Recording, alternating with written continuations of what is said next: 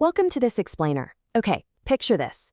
We're traveling straight back to early 1900s British India for a classic piece of contract law that honestly plays out just like a cinematic drama. It's this incredible story of financial desperation, of family intervention, and a massive courtroom showdown that literally changed the rules of the game. We're exploring the historic case of Hirachand Punamchand versus Temple. It centers on a young army officer, a highly protective father, and a group of totally relentless moneylenders. So let's dive right in and uncover the mechanics of this fascinating legal dispute. So, can a partial payment completely cancel a debt? I mean, it sounds simple, right? Usually in contract law, if you owe someone $100, just handing them 50 doesn't magically make the other 50 disappear. You still legally owe them the balance. But what happens when the circumstances change just a little bit? Like, what happens when a totally different person steps into the picture to pay that $50? Well, that is the exact puzzle sitting right at the heart of our story today. Act 1, the officer's debt. Let's set up the predicament our main character finds himself in. Let's trace exactly how this went down. We start with our central figure, a young army officer who borrows a really significant amount of money from a group of moneylenders. But, as time passes, he finds himself in a tight spot. He struggles financially and simply cannot repay this massive debt. And this initial failure, it sets off a complete chain reaction. As we go through the timeline, we'll see his dad intervene, a shocking betrayal by the lenders, and finally, a completely groundbreaking legal resolution. Let's break down exactly how this happens, starting with the father's desperate attempt to save his son. Act 2, the father's intervention. The young officer is trapped, but his family is about to step in.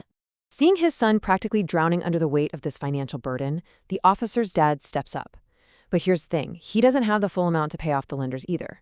So he approaches the moneylenders and offers them an immediate but much smaller cash payment. But there is a massive catch. It's a strict take-it-or-leave-it condition. He tells them, look, you can have this cash right now, but you absolutely must agree to treat this reduced amount as a full and final settlement of my son's debt. And guess what? The moneylenders accept the money. They agree to the father's terms, effectively shaking hands on the deal that the entire debt is fully settled. Act 3, the courtroom showdown. You'd think the story ends right there, right? Well, not exactly. Here is the ultimate betrayal. The moneylenders accepted the father's smaller payment, explicitly agreeing that it was a full settlement. They pocketed the dad's cash, but then they literally just changed their minds. They turn around and sue the army officer for the remaining balance of the original debt. They basically said, hey, thanks for the partial payment from your dad, but we still want the rest of it from you. I mean, the sheer audacity of this forces the whole situation straight into a courtroom. You've got the officer and his dad on one side, the moneylenders on the other, battling it out over whether a debt can actually be canceled for less than its full value. Act 4, the legal principle.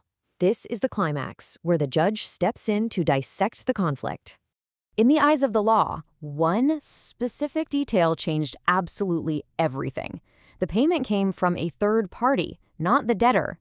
Think about it. If the army officer himself had handed over a smaller amount of cash and asked the lenders to just call it even, the moneylenders probably would have had a completely valid legal case to sue for the rest.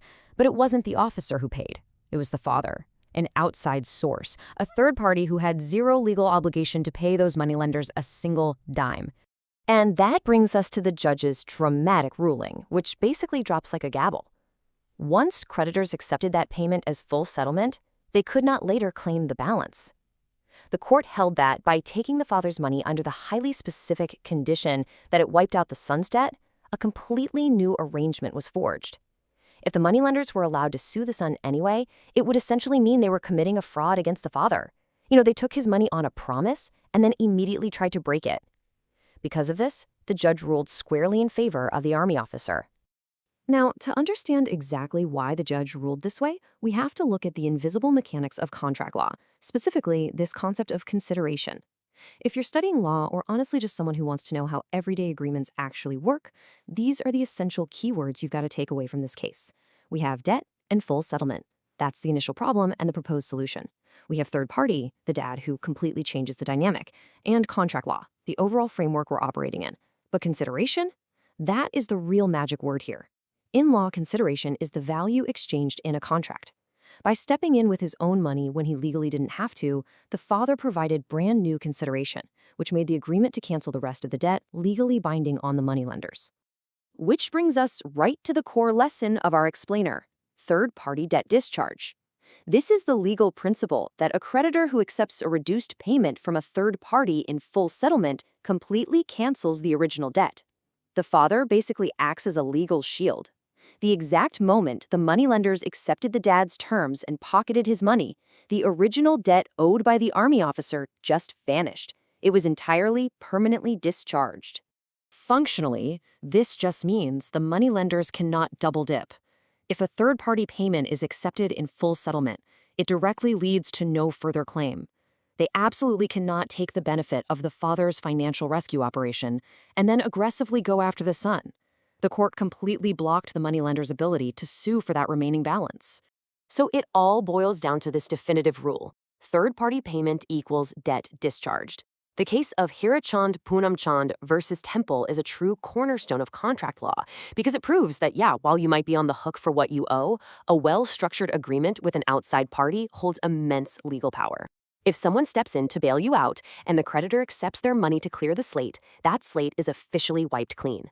So I want to leave you with this final thought. What do you think? Should creditors always be bound by a desperate father's bargain, or should a debt always be paid in full no matter who is actually writing the check? Keep that provocative question in mind as you look at the contracts and agreements in your own life. Thanks for joining me in this explainer, and I'll see you next time.